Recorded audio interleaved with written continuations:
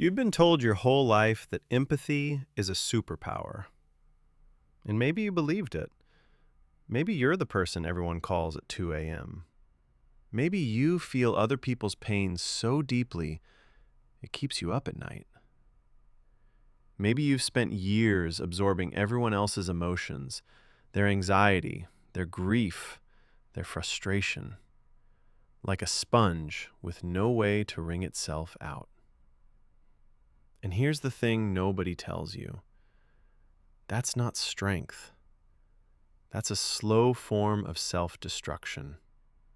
Today, we're talking about the dark side of empathy, the side that exhausts you, isolates you, and quietly convinces you that your feelings matter less than everyone else's.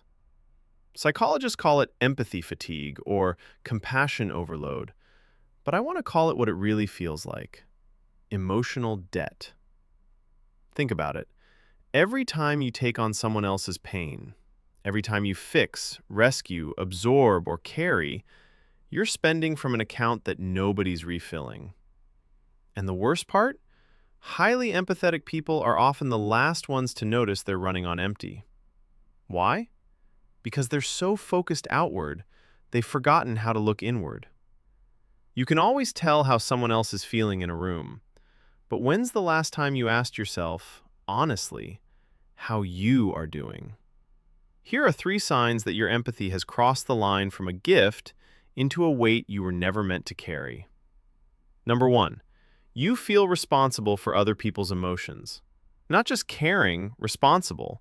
Like if someone is upset, it's somehow your job to fix it, even when it has nothing to do with you. Number 2, you say yes when every cell in your body is screaming no. You cancel your own plans. You minimize your own needs. You've become an expert at making everyone comfortable, except yourself. Number 3, being around people drains you completely.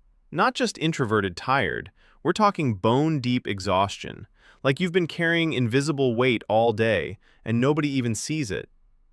Sound familiar? You're not broken, you're not weak, but you might be confusing empathy with self-erasure. Here's the reframe that changed everything for me, and I want it to change something for you too. There's a difference between empathy and merging. Empathy says, I see your pain and I care. Merging says, your pain is now my pain and I have to carry it for you. One connects, the other consumes. The most compassionate thing you can do for yourself and for the people you love is to stay whole. You cannot pour from an empty vessel. You cannot guide someone through the dark if you've lost your own light. Setting a limit is not cruelty. It's not selfishness. It's the most honest act of love there is. Because when you protect your energy, you have something real to give, not just the leftovers. So I want to leave you with one question, and I genuinely want to hear your answer in the comments. Is there someone in your life, or maybe even a version of yourself, who gives endlessly and asks for nothing in return? Someone who's so busy being strong for everyone else that nobody thinks to ask if they're okay? Drop it below, because I think more people are carrying this than they'll ever admit out loud. And if this video hit something in you, share it with that one person who needs to hear it. Sometimes the most powerful thing we can do for someone we love is hand them a mirror. I'll see you in the next one.